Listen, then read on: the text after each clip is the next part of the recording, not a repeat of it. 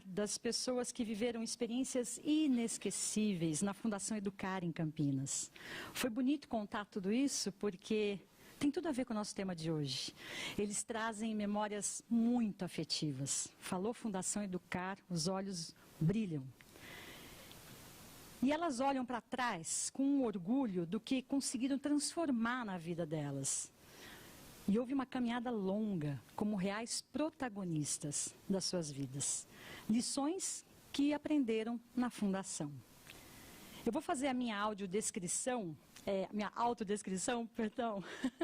porque acho que é importante e tem a ver com essa comunicação do afeto, né? Com a inclusão, tudo a ver com o nosso tema.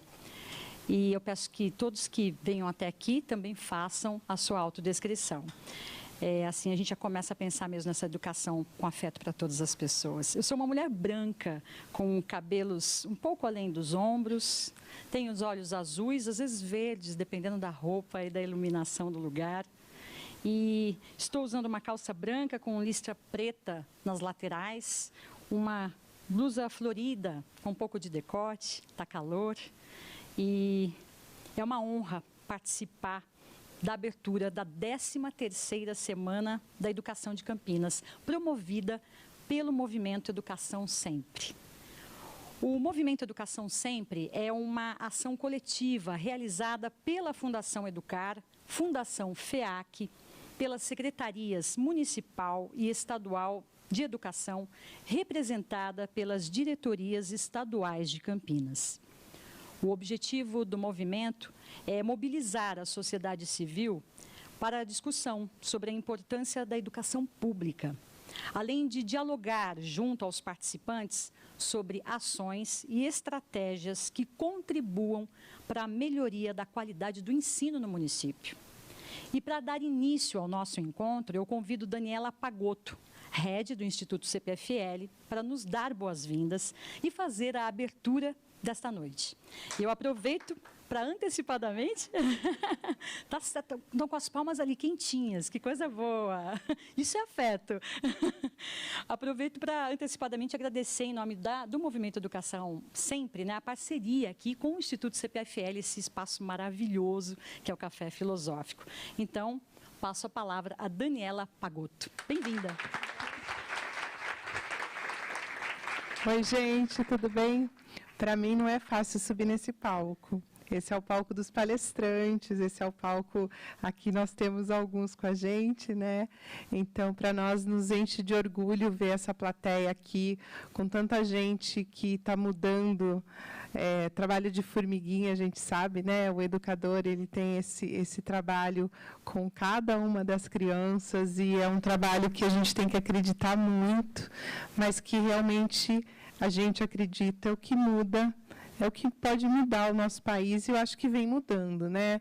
Numa noite de segunda-feira, a gente vê tantos educadores aqui, todos com o mesmo objetivo, estamos fazendo alguma coisa certa, né? Então, acho que tanta gente aqui com tanto afeto, esse é o lugar. Então, aqui é só realmente boas-vindas. Queria deixar um super agradecimento aqui ao nosso secretário, José Tadeu. Em nome dele, agradecer. Cadê ele? Está aqui. Em nome dele, agradecer toda a prefeitura, que também vem apoiando a gente, agradecer todo o apoio aí da FEAC, da Fundação Educar, dos nossos queridos palestrantes, que logo mais vão dar uma palestra que eu tenho certeza que vai ser belíssima aí para vocês. E agradecer por vocês terem escolhido a nossa casa para fazer esse primeiro encontro, né? Deixar aí o convite para vocês virem aqui de quinta-feira, assistir os nossos cafés. O café faz 20 anos que está aí trabalhando com filosofia. Quando a gente começou lá atrás, ninguém acreditava, mas assim, a gente não pode desistir. Quando a gente está trabalhando com educação, com conhecimento, com reflexão, às vezes tem uma pessoa que vem assistir, não tem problema, a gente tem que acreditar. Então, acho que é um pouco dessa mensagem de continuar e de, por mais árduo que seja, a gente sentar, refletir, ver o que a gente pode fazer de melhor, né? Então, deixo o convite, deixo o agradecimento. Tem um QR Code aqui que meu time pediu para mostrar para vocês poderem receber a nossa programação. E acho que a gente finaliza com um vídeo nosso, né? E deixar realmente essa noite aí de segunda, vou aqui sentar na plateia, assistir um evento, que é sempre bom também. E muito obrigada. Muito obrigada, Daniela. E agora eu vou chamar as pessoas, uma na sequência da outra.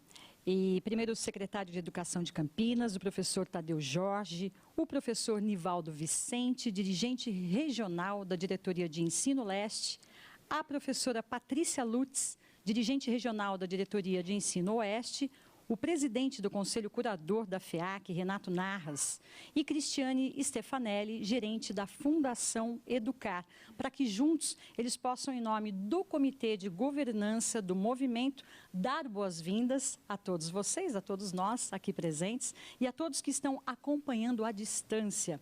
O nosso encontro está sendo transmitido ao vivo pelo canal do YouTube da Educa TV Campinas.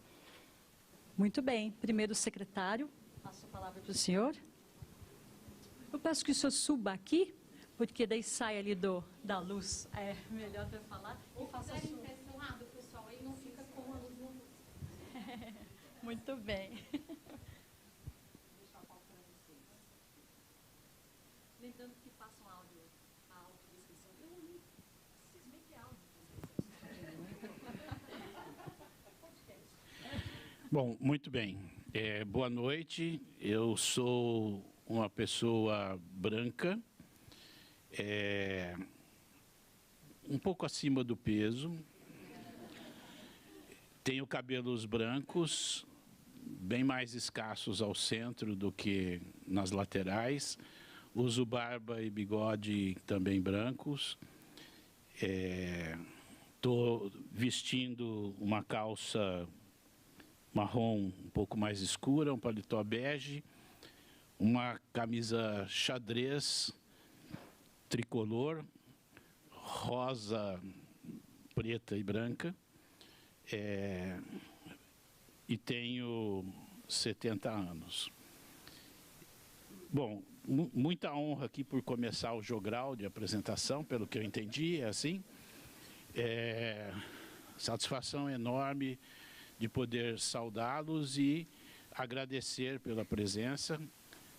Acho que poderão contribuir muito e espero também aprendam muito, porque esse é o objetivo de uma semana como essa, né? A 13ª, então é importante destacar que já de certa forma, uma tradição, essa semana dedicada à educação, e ressaltar que há um elemento novo, um elemento de renovação, de superação de um período ruim para dificuldades, causou deficiências e que nós vamos ainda levar um tempo para recuperar, que foi o período da pandemia. E essa renovação vem exatamente naquilo que é a organização desse evento, dessa Semana da Educação.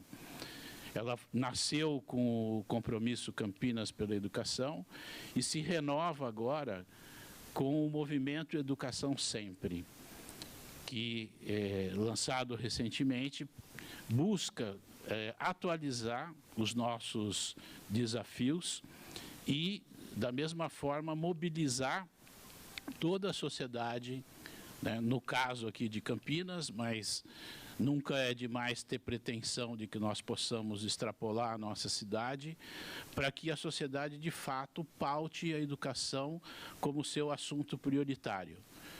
Porque é através da educação que nós vamos conseguir efetivamente um desenvolvimento para mais qualidade de vida e mais justiça social.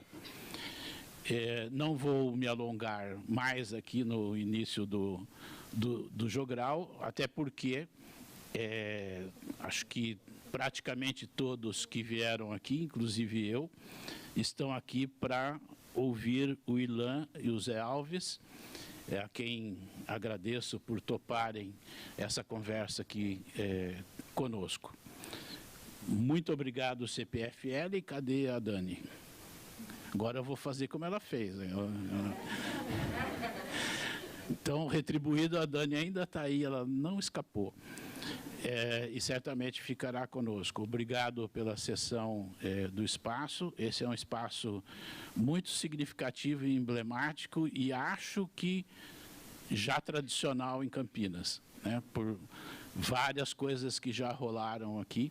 Esse painel com grandes pensadores e influenciadores de verdade que tem aqui atrás é muito presente, certamente, na memória de muita gente que está aqui, que já viu isso, já assistiu isso. Então, obrigado ao Instituto CPFL. E obrigado a todos e todas que vieram aqui. Muito obrigada, secretário. Professor Nivaldo Vicente, o próximo do Jogral, como disse o secretário. Obrigado. Boa noite a todos. Depois do Tadeu, né, é difícil de falar, porque é uma pessoa tão experiente que a gente se inspira muito nele, né? 13ª Semana da Educação, para mim, como dirigente regional de ensino, é muito gostoso, porque participei de todas, desde a primeira, né, porque estou há 15 anos como dirigente regional de ensino. É muito interessante. E mais interessante o tema, né, educação, memória e afetos, porque a educação é que nos trouxe até aqui, né? Ela que fez com que nós consigamos subir nesse palco e falar com pessoas tão ilustres como vocês que estão aqui presentes e os que estão em casa. Quando se fala em memória, é um resgate que passa, né, Cris e Cláudia, desde quando começamos lá caminhando, né, Cláudia, na dificuldade para conseguir patrocinar tudo isso aqui e desenvolver essa beleza que é a Semana da Educação. E afeto é o que eu acredito na educação. Sempre acreditei que nós estamos aqui para humanizar as leis educacionais e humanizar as pessoas, mais que redundante isso, né? Não é não. A educação, ela faz com isso, né? Ela faz isso com a gente. A gente vive porque a gente precisa das pessoas. E conviver com pessoas é ter afeto no coração. Que nós tenhamos uma noite maravilhosa, venho aqui para beber aqui na sabedoria dos nossos palestrantes e vai ser muito bom estar com vocês. Obrigado, viu? Opa, esqueci da autodescrição. Eu sou mediano tamanho de altura, estou com uma calça preta, sapatos pretos, camisa longa bege. Eu me considero, apesar de estar como branco no registro, porque na minha época não tinha muito essas coisas, mas eu me considero moreno, cabelo preto, liso. Uso óculos e sou muito feliz. Adorei. E agora passo a palavra para a professora Patrícia Lutz. Boa noite. É uma alegria. Tenho 1,75 m, sou branca, cabelo, vou falar que é loiro. É loiro, natural, um pouco abaixo dos ombros. Hoje estou com um vestido preto, um sapato preto e também sou muito feliz e é uma honra hoje estar aqui. Quero cumprimentar e agradecer a Edilaine, nossa jornalista que está aqui fazendo brilhantemente a nossa cerimônia. Obrigada. A Cris, da Fundação Educar, com quem eu tenho um carinho muito grande, pela maneira como desenvolve todas as atividades. Olha, que coisa linda. Renato, da FEAC, uma fundação de grande respeito, que também nos apoia muito. Querido Tadeu, com quem tenho a honra de ter conhecido, de ter sido recebida e acolhida nessa Campinas, nessa cidade tão acolhedora. E meu amigo querido Nivaldo, que pega na minha mão mesmo, me puxa a orelha, me dá conselhos e fala, não é aqui, Patrícia, é lá. Então, muito obrigada, Nivaldo, por tudo. Claudinha, que está ali, obrigada, minha querida, e a todos que estão aqui presentes nessa noite. Estar aqui hoje, dando início a essa semana, é motivo de muita alegria, porque nós vamos falar de educação. E como é maravilhoso falar de educação. E essa semana que nós vamos falar de infância, vamos falar de criança, vamos falar de adolescentes, vamos falar de pertencimento. Então, para nós, essa semana foi preparada com muito carinho pelos GTs. Aqui estou vendo o Ayrton, o Lu, que fazem parte aí dos GTs. E nós preparamos para que realmente seja uma semana de muito aprendizado, de muito conhecimento. Então, que aproveitemos, vamos terminar na sexta-feira com os nossos lindos jovens. Vai ser uma semana de muita alegria, de muita energia boa e de muito afeto. Muito obrigada a todos, uma boa noite.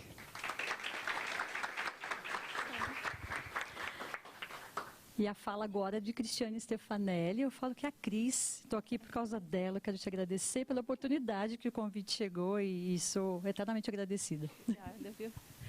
Boa noite. Eu fico numa situação difícil de falar aqui, né, do lado desse grupo, desse time tão importante para a nossa cidade e que tem aberto as portas para o movimento Educação sempre acontecer em cada secretaria.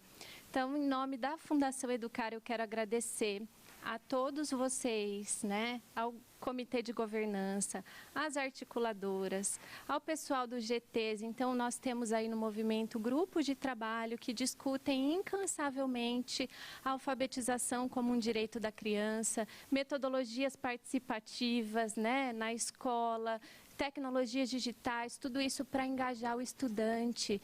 E nosso sonho é não ter evasão, né? O sonho de todos nós. E também temos um GT que discute como promover uma cidade leitora. São muitas pessoas envolvidas, eu sou eternamente grata por poder participar junto com vocês. E o nosso desejo é que a educação esteja na boca de todo mundo. Então, de verdade, depois até do acontecido hoje, né, gente, estamos aqui no encontro entre amigos, o quanto é necessário todo mundo falar, valorizar e colocar educação na sua agenda. Então, obrigada. Essa semana foi preparada com muito carinho. A Fundação Educar está de portas abertas para todos vocês. A gente investe há 34 anos em educação porque a gente acredita que essa é a única estratégia para a gente chegar lá. E lá onde?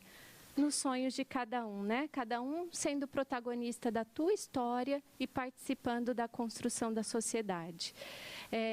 Eu sou uma mulher de 40 anos, apesar da carinha de 20.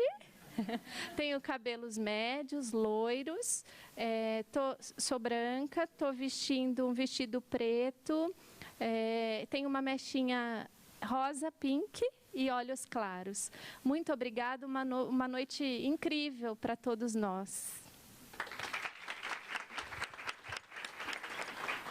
E para fechar esse jogral, né, secretário?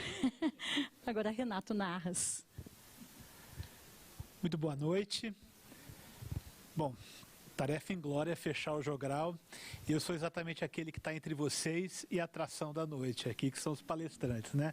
Então, prometo ser breve, né? Bom, eu sou um homem branco, 1,72 m de altura, uso óculos, olhos castanhos. Estou usando uma blusa bege com listras pretas e uma calça jeans. Ufa, terminei aqui, né? Então tá bom. Então, vou ser muito breve, é uma honra muito grande para a FEAC. A FEAC apoia a Semana da Educação desde a sua primeira edição. E participar desse movimento exatamente um grande privilégio, né? A FEAC está passando por algumas mudanças profundas recentemente, né? E um dos nossos eixos de atuação é a colaboração intersetorial, né? Muitos de vocês aqui têm o foco na educação, a FEAC tem a ambição e a pretensão de poder atuar exatamente nessa colaboração entre os diferentes setores, diferentes atores da sociedade, né? Então, boa semana, boas discussões e também muito ansioso para ouvir aqui os nossos palestrantes darem o recado deles, né? Muito obrigado e boa noite. Muito obrigada, pessoal. Podem se sentar. Convido os dois para se sentar. E olha, pensando até na educação mesmo para todos, E nos afetos também temos aqui a intérprete de Libras, vocês estão vendo aqui na tela, a Elizabeth, aliás, Patrícia Pérez. Era para vir Elizabeth, veio Patrícia Pérez, ela vai se revezar com a Alessandra Gomes. Então eu quero uma salva de palmas, porque essas mulheres fazem um trabalho lindo. Eu sou fã.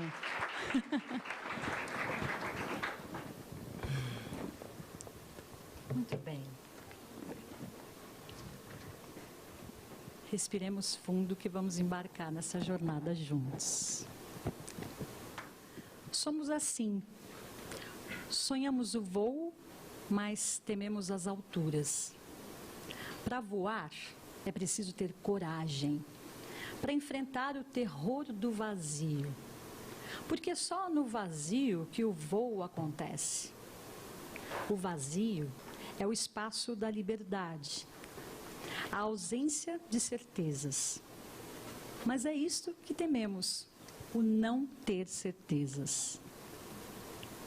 Com esse trecho de uma crônica de Rubem Alves, do livro O Infinito na Palma da Sua Mão, eu trago algo para refletirmos.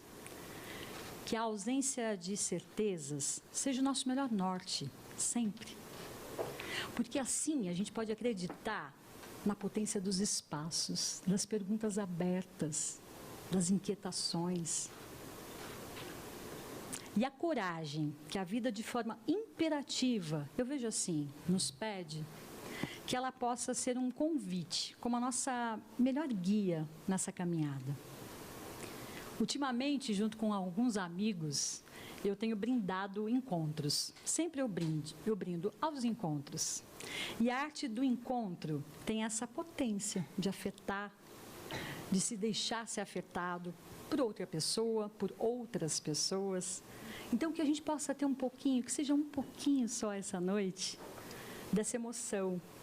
E para começar bem a semana, falando de educação, memórias e afetos. Quando fala a palavra afeto, já me afeta. Eu já falo, já me ganhou. Eu sou facinho, eu vou. Eu queria trazer uma pergunta para vocês. E eu estou muito feliz, mas por estar aqui no Café Filosófico, preciso confessar, porque esse espaço é maravilhoso, né? Eu assisto o Café Filosófico, eu conheço gente que eu nunca tinha visto aqui no Café Filosófico. Eu falo, meu Deus, quanta gente pensando, refletindo. E é um lugar que eu admiro, até porque já está completando 20 anos, né? Como foi dito, 20 anos falando de filosofia, de assuntos diversos. A gente fala, será que é possível? É possível. Então, aqui é um lugar de encontros memoráveis, né? Com conteúdos que, assim, escancaram o quanto há para a gente refletir, o quanto há para a gente explorar e vivenciar. Certamente, eu tenho certeza, eu já disse isso, vai ser um encontro memorável hoje por conta dessas duas figuras ilustres. Que responsabilidade a minha de estar aqui mediando esse bate-papo. José, Ilan, que eu possa ser assim, esse instrumento dessa comunicação afetuosa. Estamos juntos. Muito bem-vindos. José Alves, na ponta, é professor livre docente do Departamento de História da Unicamp, com produções nas áreas de Educação, Filosofia e História. Atualmente é diretor da Comissão de Vestibulares da Unicamp, a Conveste. Ilan Breman é mestre e doutor pela Faculdade de Educação da USP, bacharel em Psicologia pela PUC de São Paulo, publicou mais de 70 livros, entre eles o best-seller internacional Até as Princesas Soltam um Pum. Adorei. Sou eu.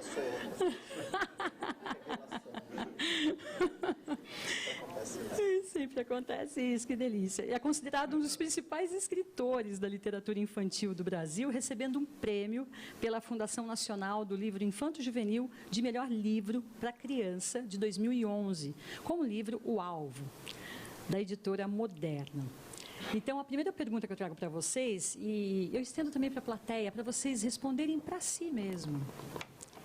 Porque a minha intenção com essa pergunta é trazer aquele quentinho bom no coração, sabe?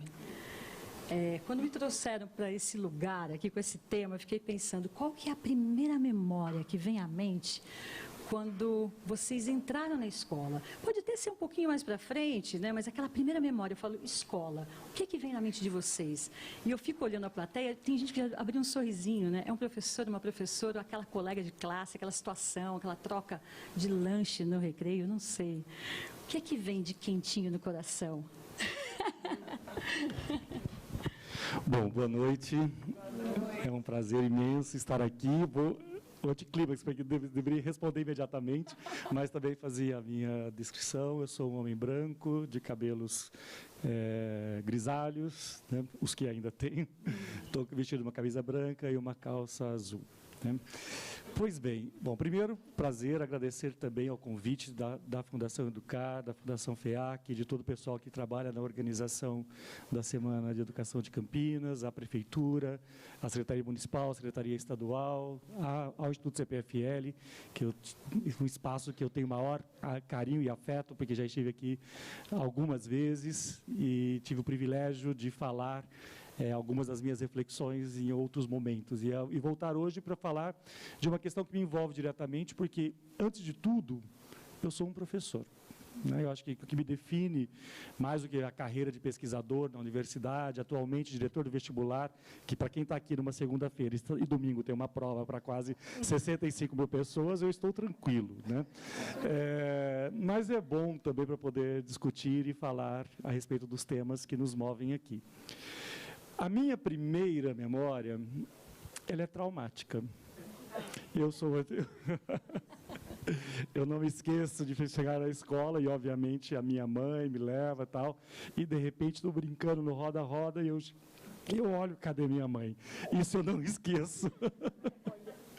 E eu fui uma criança rebelde, assim, com a escola, os 2 primeiros anos, muito duramente. Teve uma hora que eu acho que algum raio falou assim, ou eu gosto disso aqui, ou eu vou viver a vida sofrendo e sendo quase torturado. E aí, nesse sentido, depois, é improvável, mas eu me apaixonei de tal maneira, e claro, tive sempre muitos bons momentos na escola, e de tal maneira que toda a minha carreira, e toda a minha profissão, e toda a minha trajetória é na área de educação. Então, eu costumo dizer isso, só a primeira vez que estou falando para um público tão amplo sobre isso, mas de poder lembrar que, claro, houve essa questão, porque toda criança, quando vai para a escola muito cedo, tem aquela transição, hoje em dia, eu estou falando, gente, da década de 70, né? Então, obviamente, só os mais velhos entendem o que era uma educação naquele contexto, onde os papéis eram mais rígidos, onde o acolhimento ele era menos generoso, vamos dizer assim, porque os papéis eram mais fixos, né? Então, de qualquer maneira, não foi exatamente uma coisa legal. Ela tornou-se legal. Então, também eu acho que esse é um ponto para dizer que nem tudo está perdido quando envolve o projeto e a possibilidade de você fazer e construir e se redescobrir dentro da educação. Agora, na escola, evidentemente, eu venho de uma cidade muito pequena, do interior do Mato Grosso do Sul, e numa cidade pequena, você tem 2 instituições que você reconhece de cara, que você tem que se dar bem com elas. Uma é a igreja, qualquer que seja ela, e a outra é a escola. E eu fui muito feliz nas escolas que eu estudei. Fiz toda a trajetória em escola pública, né, e isso me deu uma oportunidade de vivência, de pluralidade e de convivência com histórias muito diferentes desde o início da minha formação. Então, tirando esse primeiro episódio, esses primeiros anos que eram realmente de ameaças, de castigos e outras questões, o resto fluiu bem. Por isso que eu estou aqui. Muito bom. Então, boa noite para vocês.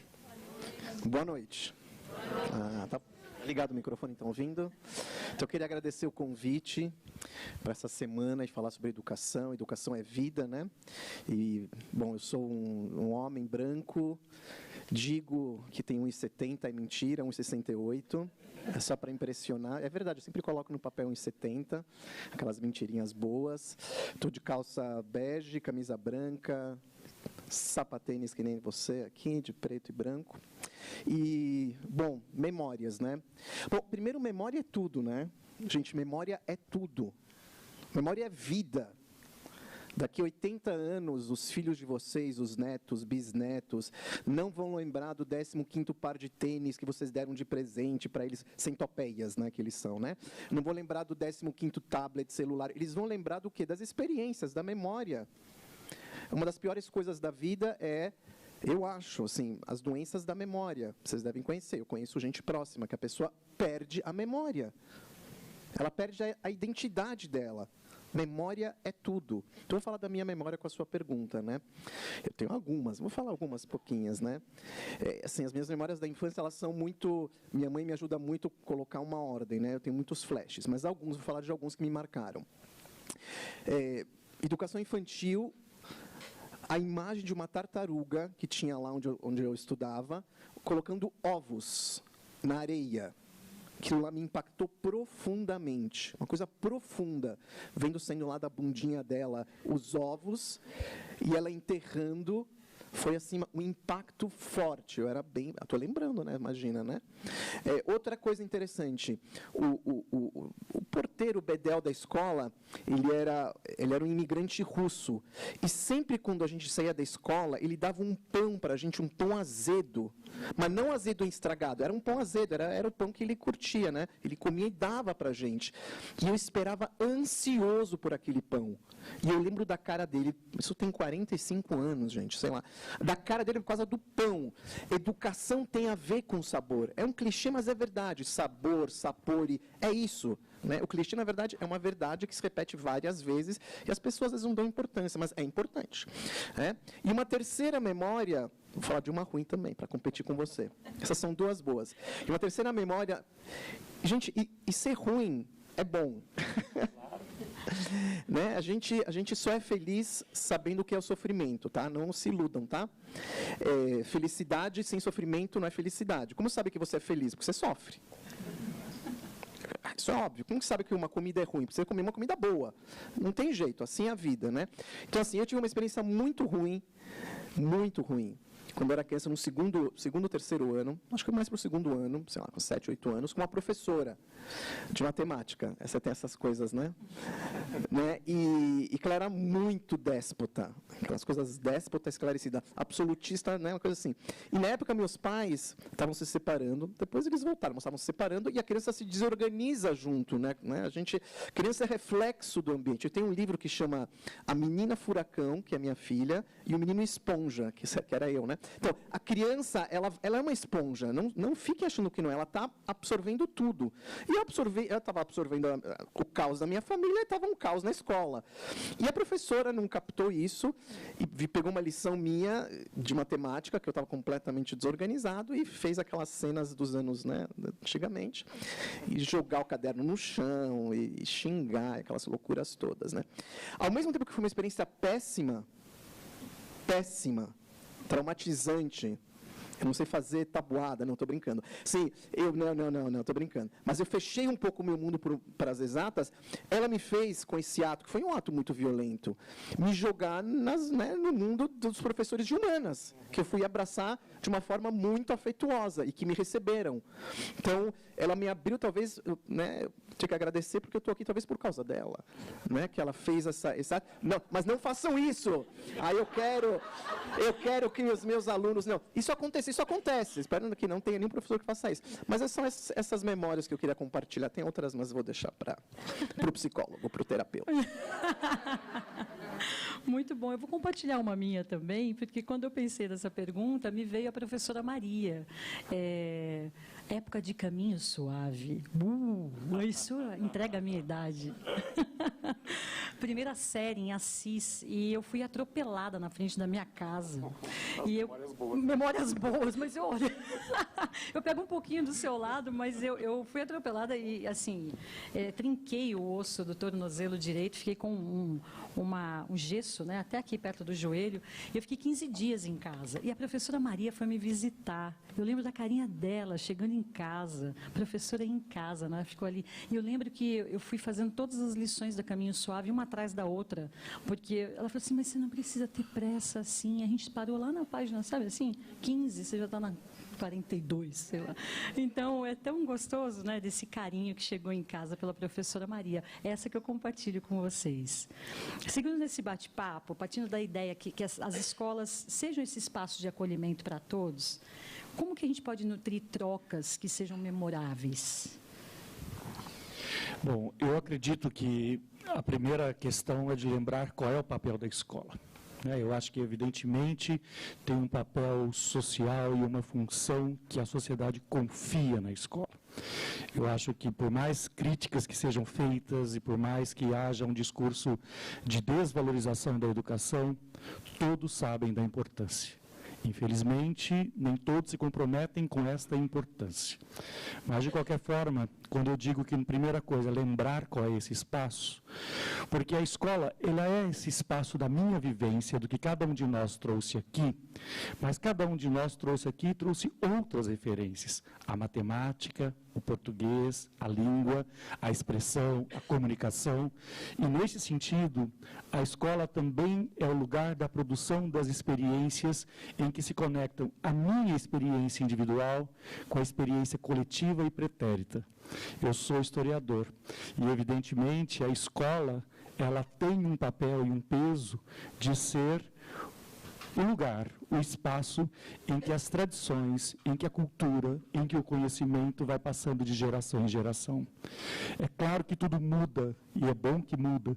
E aí, voltando ao texto inicial do Rubem Alves, que bom que existam vazios, que existam angústias, que existam indagações e que nem tudo esteja resolvido.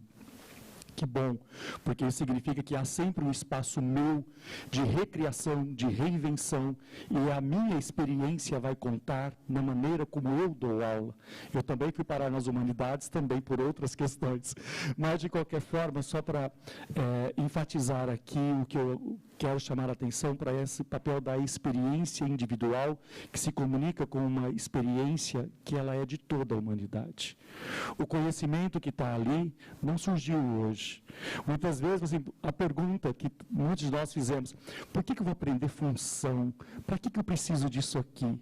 Mas muita gente precisa exatamente para que os prédios existam, para que as coisas, para que outras produções e outras experiências inimagináveis para uma criança, inimagináveis para um jovem, mas o professor, a professora sabem por que estão ali.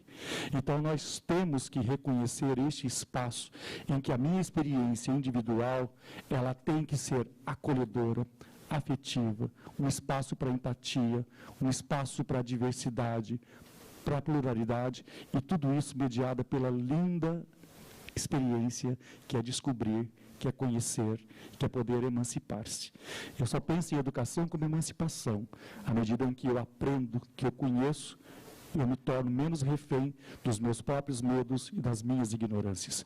Então, nesse sentido, ter o papel e saber que nós podemos fazer isso é mais do que nunca reconhecer o papel que professoras e professoras podem fazer e tornar a escola esse ambiente seguro, confiável, porque, afinal de contas, a sociedade assim espera de nós. Você quer refazer a pergunta? Assim? Aquela pergunta? Pode refazer, assim. Eu faço. Eu quero. Que partindo da ideia que as escolas elas sejam espaços desse acolhimento para todos, né? Como é que a gente pode nutrir trocas que sejam memoráveis? Tá. Então, vou falar de memória de novo, né? E depois eu vou falar um pouquinho sobre a primeira parte. Eu gosto muito de exemplificar a questão da memória, porque a gente fala muito das ideias, né? Mas a gente está também no mundo real. Eu particularmente, eu gosto das ideias, mas eu gosto mais da realidade, né? Uma coisa é você pensar o mundo, outra coisa é você viver o mundo. Então, eu também estou na academia, eu estudo muito, e depois eu vou para a realidade, para ver se combina. Às vezes não combina. A criança do Piaget é do Piaget, galera. Criança de 5 anos. Tem uma editora francesa chiquetérrima. Eu tenho um livro na França, não consegui nessa chiquetérrima. Consegui numa outra, mas nessa ainda não. E que ela fez uma experiência nos anos 70, olha que interessante. Pegou Piaget e falou, vamos fazer um livro best-seller com todas as fases do Piaget para 5 anos, porque ele te dá um mapa do que é uma criança de 5 anos. Isso é teoria. É assim, assado, lá. Chamaram um baita escritor, uma baita ilustradora, passaram 1 ano e meio pegando tudo. Isso aqui vai ser um best-seller. Fiasco absoluto. Um fiasco comercial. Porque criança de 5 anos ela é muito diferente da outra criança. Tem umas coisas meio básicas, mas quem trabalha com criança ou tem filho sabe disso. Irmãos são diferentes. Então, tem uma diferença. Então, essa questão de trazer para o mundo real é muito importante. Então, quando a gente fala de memória, eu quero fazer uma pergunta para o público para dar essa dimensão da importância da memória e voltar para a sua questão da escola, para ver como isso marca, tá?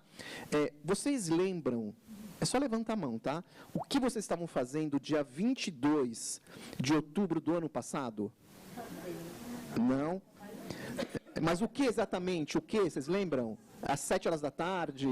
Lembra exatamente quem estava... Não? Dia 15 de agosto de 2007, lembram? E ali lembra, olha. É o aniversário. É aniversário.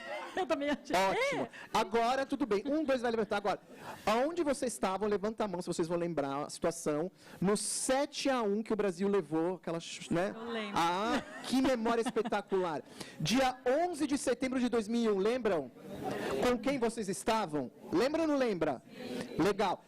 O primeiro beijo, não precisa contar, não quero saber, que eu falei só de tragédia. Então, a memória, quando se fala de memória e afeto, você fala de... Os sufis diziam isso, o sufi é o ramo místico do islamismo, assim como a cabala do judaísmo. Então, os sufis diziam sobre um órgão chamado coração-intelecto, que é exatamente isso que eu fiz com vocês. Quando o afeto chega no coração, a memória fica para sempre. É uma professora que me encontra, né, estava numa caminhada, ela me encontra, Ilan, aposentada da geografia. Tudo bem, vou te contar que isso é uma coisa que você vai amar. As pessoas contam coisas para mim, por que será, né? Elas vivem contando, me parando e contando coisas. E o que ela contou para mim? Eu vou te contar uma coisa muito legal. Eu estava num shopping e aí veio, professores sabem como acontece isso, veio um aluno que já estava barbado, todo enorme, abraçou, professora, tipo, quem é esse cara? Foi seu aluno, blá, blá, blá, blá, blá, blá. Eu falei, ai, que legal, lembro de você, tá? Eu nunca esqueci, diz um aluno, de uma aula. Eu falei, qual aula? Dos bandeirantes. Mas por quê?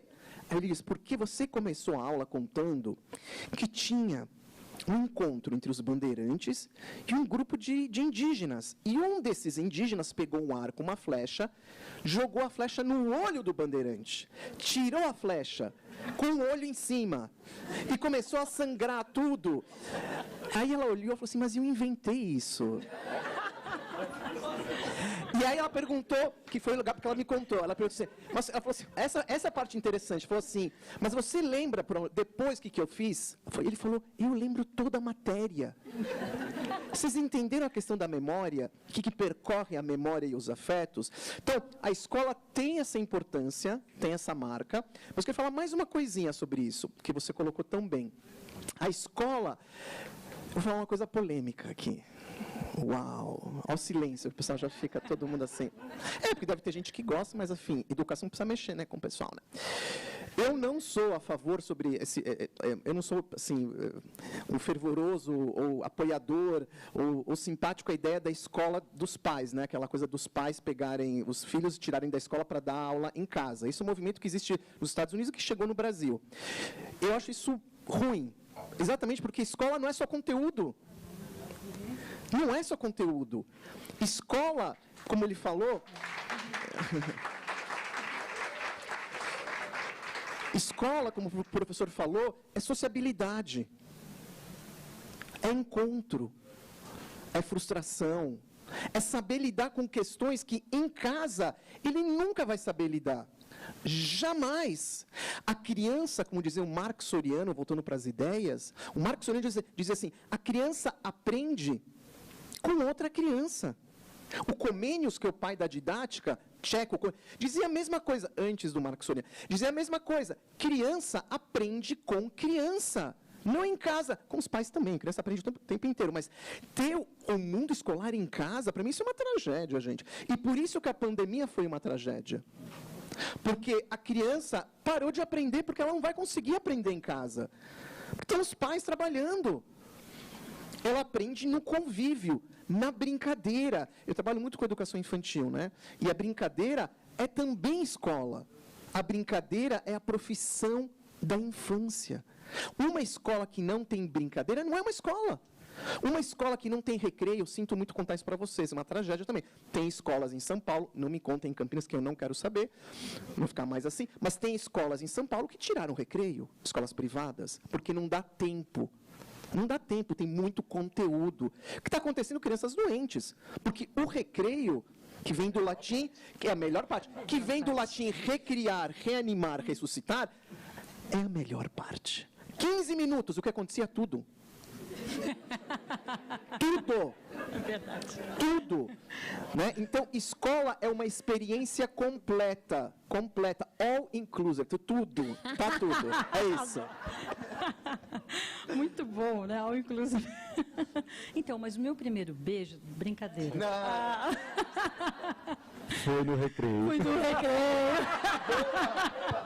Boa. Acho que foi. Olha, depois eu conto. Stand-up, né? Stand-up estava montado. Ai, gente, a gente está rindo bastante, né? Mas eu vou ter que trazer o que aconteceu hoje.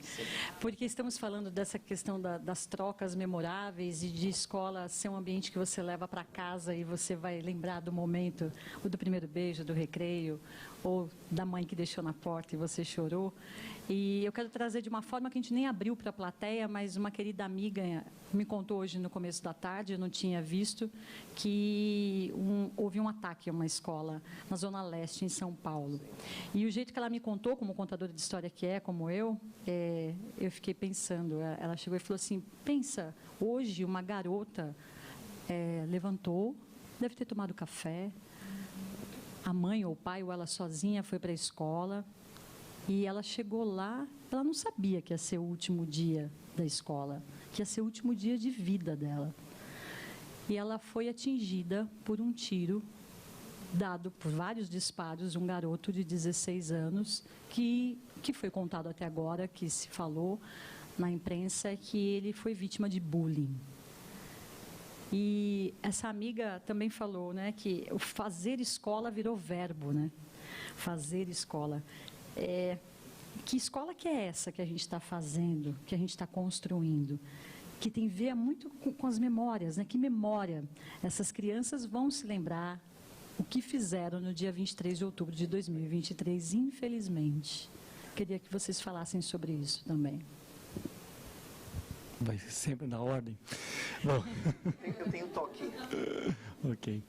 Então, mas eu acho que, bom, primeira questão é a solidariedade, a família, a comunidade escolar dessa tragédia. É algo que está se repetindo, né, com uma certa frequência nas escolas do Brasil. E o primeiro ponto é que a escola não está desvinculada do restante da sociedade. A escola é parte da sociedade. E, infelizmente, a violência é uma das características existentes na sociedade brasileira. Este é um ponto extremíssimo e condenável, evidentemente. Mas os relatos de violência nas escolas são cotidianos. E esses relatos passam, inclusive, da violência praticada contra professores. Praticada na questão de que, muitas vezes, a perda de autoridade ou desrespeito vem do espaço externo, de como que culturalmente tem sido construído o papel da própria educação e a maneira de desprezar aqueles que atuam na educação. Então, acho que isso é um alerta para a sociedade como um todo. As demais questões, obviamente, que nós estamos analisando a partir daquilo que sai na imprensa, bullying e outros temas, são temas que nós só temos uma alternativa: falar sobre eles. Não adianta varrer por debaixo do tapete. Quanto mais falarmos sobre isso, melhores serão as chances, não de que isso nunca volte a se repetir, tomara que não, mas pelo menos a gente tenha a possibilidade de, dentro de uma comunidade escolar, a gente tenha algum anteparo para poder identificar situações, conflitos, e a escola é um lugar potencialmente explosivo. Então, se falamos e rimos que no intervalo tudo pode acontecer, mas na escola é uma junção de, numa sala de aula com 30, 40, uma junção de 30, 40 histórias diferentes, de memórias e afetos muito diferentes. Então, se essa garota saiu, obviamente que ninguém sabe quando é o último dia, pelo relato que eu li da avó, que ela estava feliz de ter ido para essa escola, conseguiu um emprego, estava fazendo um curso que estava tendo uma remuneração, e que ela disse, eu vou estudar mais. É o que eu li na matéria hoje à tarde. Isso traz uma dor adicional dentro desse relato de pensar os sonhos interrompidos desta forma. Agora, esta é uma situação, né, que, obviamente, todos nós devemos estar atentíssimos. Mas, volto, sem diálogo, sem construção de empatia, nós não vamos superar essas questões. E aí, uma escola que limita o intervalo, ou que limita a troca, porque o mais importante é preencher as planilhas e não sei quantas aulas previstas, isso não é o ato de educar. Porque muitas vezes, coisas que eu não aprendi em um determinado momento, eu tenho condição de recuperar em outro, quando eu digo de conteúdo. Mas quantas experiências que eu deixo de viver, do ponto de vista dos meus afetos, podem se tornar experiências traumáticas. E alguém que é incapaz de falar sobre suas dores é potencialmente violento. Então, eu acho que este é o grande alerta que uma situação como essa deve fazer com que todas as escolas dialoguem, abram espaço e que, consequentemente, não se trata aqui de culpabilizar, não. Trata de apenas dizer que vivemos uma sociedade enferma e que essa sociedade tem tudo para explodir dentro da sala de aula. E aí o trabalho das professoras e professores tem que ser melhor assessorados, tem que ter melhor estrutura para poder, inclusive, ter o acompanhamento, porque quem de nós está preparado para uma situação como essa? Então, acho que quando nós estamos falando de acolhimento das famílias, acolhimento dos estudantes, nós também temos que ter o acolhimento dos professores e professoras que enfrentam todo tipo de desafio dentro de uma sala de aula. E completando, até uma das pessoas entrevistadas disse que houve uma falha coletiva. E isso foi forte, assim, né? Então, que diz respeito a todos nós, né? Bom, não, é uma tragédia, né, gente? É uma tragédia. E são muitas tragédias, na verdade, né? Sim, o índice de suicídio, cara, no Brasil, entre jovens, no mundo, né? As pessoas falam muito sobre violência urbana, guerras e tudo mais. Peguem a OMS, né, a Organização Mundial da Saúde, e vejam qual é o topo, assim, de mortes entre jovens. É suicídio. É mais que guerra, é mais que violência urbana. Isso é algo que fala, né? A gente precisa escutar isso, né? E a violência interna e para fora. É um assunto muito complexo, como você falou, né? Complexo vem do latim, tudo tem história, né? É um tecido com várias dobras. Complexo. Não é simples, que é um tecido com uma dobra só. Então, eu vou falar de uma parte dessas dobras, né? Uma partezinha, não do todo, né? Não sou um especialista sobre violência em escola. Mas, assim, eu trabalho com palavras, com linguagem. E, para mim, uma das questões que tá rolando mesmo no mundo, não é nem aqui no Brasil, só é mundo. Eu circulo bastante, gente, né? Acabei de voltar de uma viagem aqui para fora do Brasil, então é meio que geral, infelizmente. Que é a falta realmente de linguagem, de repertórios verbais entre crianças e jovens. As metáforas estão sendo torturadas. Pesquisas interessantíssimas na Europa estão mostrando como existe uma curva, assim, queda abaixo, em relação às metáforas. As pessoas não entendem mais metáforas, não entendem mais o mundo simbólico. E quando a gente não tem a metáfora como norte, a linguagem como norte, só sobra a violência. Vamos para a prática, tá? Vou falar de coisas que, não sei se alguém viveu aqui, eu vivi como pai. E não gostei.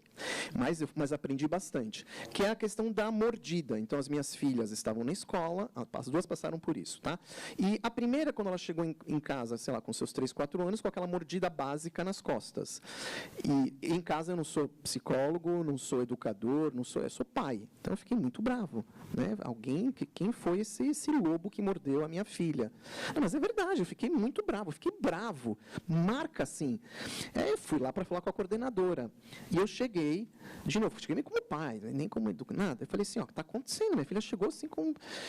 Quem foi, né, essa pessoa que mordeu essa... Né? E ela me explicou, eu aprendi isso, tem a ver com a nossa conversa agora, sobre essa violência, uma parte, pelo menos, né, sobre isso. Né? Ela falou assim, quem mordeu a sua filha foi tal menino, que eu já sabia quem era, né, era uma sala pequena.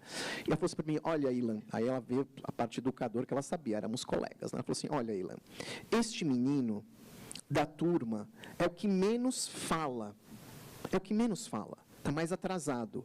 Portanto, a mordida dele pode ter vários significados. Eu te amo, eu te odeio, quero a bola, milhões, porque ele não sabe falar. No momento que ele for amadurecer a sua fala, a sua linguagem, as mordidas vão desaparecer. dito e feito. Os meses foram passando, o menino começou a falar, eles começam a entender o poder que a linguagem tem, que é esse poder de uma criança, vou falar das minhas filhas de novo, chegar para mim, em vez de me bater ou morder, falar assim, papai, eu te odeio. Cara, isso é potente. A gente fica acabado. Isso é saber o poder das palavras. Então, o que está acontecendo hoje, na minha humilde visão, é a falta de palavras. Porque se você não sabe falar, você morde. Você agride o outro. Eu venho acompanhando pesquisas interessantíssimas pelo mundo, mostrando que quanto mais repertório verbal, menos mordidas, menos violência. Aqui no norte do Brasil, tem uma pesquisa tão legal. Pegaram duas famílias, e famílias pobres, e que falavam um pouco com seus filhos, pelas milhões de questões, né, dos repertórios. E uma dessas famílias do grupo, né, tinha um grupo controle, que era igual, e outro grupo deram livros. E falaram, leiam para os seus filhos, só isso, leiam. E vamos acompanhar. O primeiro grupo que as crianças, elas se batiam mais, os pais davam umas pancadas aqui, né, tudo mais. A outra era a mesma coisa, mas no momento que começaram a ler histórias, mês após mês, a violência diminuiu nessa família. Porque as palavras entraram. Faltava algo, colocava a palavra. Então, uma das causas, o desarranjo, não é brasileiro, mas mundial em relação à violência, né, com jovens. Gente, a linguagem da internet, das redes sociais, é uma linguagem pobre, curta. Eu, quando vou escrever um texto para um jornal, ou por uma revista, a gente morre de medo, porque tem que colocar ironia embaixo. Porque as pessoas não entendem mais ironia. A gente morre de medo. Assim, eu tenho amigos articulistas que falam assim, cara, será que as pessoas vão entender? Antigamente isso não acontecia. Então, uma das dicas que eu posso dar para vocês, né, se eu vou resolver o problema, se vocês trabalham com crianças pequenas, os grandes também, mas começa tudo lá, deem banhos diários de linguagem narrativa para essas crianças. Lá na frente isso vai ajudar muito. Adianta já lá? Adianta, um pouco mais difícil, mas adianta também. Deem banhos diários de linguagem narrativa para os seus alunos e filhos. É isso. Contar histórias. Também. Essencial. E como que a educação articula as memórias individuais com as da sociedade? Bom, acho que um pouco eu já joguei aqui no início e eu vou trazer uma reflexão feita pelo Walter Benjamin, né, em um dos seus textos, em que ele faz um comentário a respeito das pessoas que foram à Primeira Guerra. Quando elas retornaram, elas pararam de falar. Então, uma interrupção de tantas memórias, porque o trauma estava marcando, e tantas histórias que não foram ditas e não foram passadas adiante. Claro que quem foi à Primeira Guerra não sabia que viria a Segunda. Como nós estamos aqui, não sabemos o que será amanhã. Posso ter indícios, desconfianças, mas nenhum de nós sabe exatamente, tem o imprevisível da experiência humana. Pego essa história por conta dessa necessidade, e voltarmos aqui às nossas conexões, de que as minhas memórias, brincando, eu me lembro, por exemplo, quando o Papa Paulo VI morreu, e depois o João Paulo I, poucos dias, ou seja, como o famoso ditado, cada morte de Papa, 2 mortes de Papa num ano só. Eu era uma criança de primeiro ano numa escola pública, e a escola pública, não muito laica, diga-se de... porque isso foi um evento dentro da escola, né? Então, de ter mural, de os alunos terem que montar isso. Por que veio, olha, totalmente aleatória essa memória. As memórias, evidentemente, elas são muitas vezes incômodas, ou elas surgem exatamente porque eu não tenho controle total sobre elas. A estratégia é ter controle sobre as memórias, porque isso é uma instância de poder. Então, na escola, o que nós ensinamos, como ensinamos e por que ensinamos, tem uma função dentro dessa lógica, em que, obviamente, o Estado, os programas, por que se estuda tal autor e não outro, né? Então, tudo isso tem suas próprias variações e explicações. Mas, de qualquer forma, eu peguei essa história do Walter Benjamin para depois pegar, nesse mesmo texto, ele faz uma outra conexão, que é o fato de que conta lá uma pequena história de que existia um plantador de uvas, né? Então ele tinha lá a sua vinha, e ele falou para os filhos no leito de morte assim: eu estou deixando um grande tesouro para vocês debaixo das nossas terras. Ele faleceu e os filhos começaram a escavar, e nada encontraram. Mas veio o inverno, veio a primavera, veio a colheita, e foram as melhores uvas que eles tiveram. E a história é esta: as minhas memórias, o meu aprendizado, o meu patrimônio, o meu grande tesouro, foi o que esse pai deixou. Então, as minhas memórias, e por que isso era importante? Porque a maneira dele plantar e colher, ele foi ensinando. Então, naquele primeiro momento, na ausência, né, de uma mediação, porque o conhecimento imediato é isso, o conhecimento sem mediação alguma, saíram correndo a cavar e nada encontraram. Onde que esses dois pontos se conectam? De que eu preciso ter essas experiências e que dessa experiência ela vai dialogar com métodos de produção de uvas que, obviamente, eu que não trabalho com isso não teria condição alguma de entender. Mas alguém que participa e que compartilha suas histórias terá a condição de apreender esse legado coletivo e cultural. Então nós vivemos, obviamente nós sabemos que há um patrimônio cultural acumulado que passa pelos livros, que passa pela palavra que uma professora e um professor vai oferecer. A escola oferece coisas e abre oportunidades que nenhuma família é capaz de fazer. Porque você vai ter contato com ideias, com pessoas, com autores que nunca chegariam às suas mãos pura e simplesmente pelas redes sociais ou pura e simplesmente por aquilo que a família tem. A grande graça da escola, e sobretudo da escola pública, é exatamente a liberdade e a pluralidade que existe dentro dela.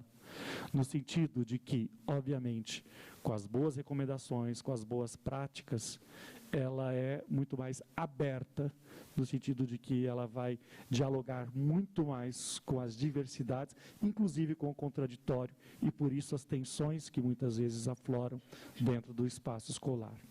Então, de alguma forma, a minha história se conecta com a história de toda a humanidade.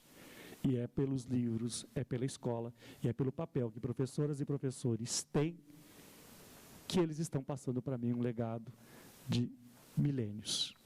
Né? Então, o conhecimento parece ser assim, ele não brota daquela aula naquele dia. Aquela aula, aquele dia, eu estou simplesmente sendo um intermediário dentro de uma longa cadeia de transmissão e produção de novos conhecimentos. Porque a cada vez que eu estou transmitindo e produzindo um novo conhecimento e apresentando um conhecimento, um conteúdo, eu também estou reinventando esse conhecimento e estou perpetuando esta prática. Então, tal como o pai que plantava a vinha, eu estou perpetuando um novo conhecimento para que um outro amanhã possa ser possível. Não existe sociedade sem memória. Uma sociedade sem memória está condenada a repetir erros. Neste sentido, a importância de ter o patrimônio cultural das experiências humanas e aquilo que se conecta com a minha própria experiência. Claro que com isso eu não estou dizendo que você tem que saber datas, nada disso. Você tem que saber simplesmente de que existe a barbárie, existe o horror, e a gente não pode permitir.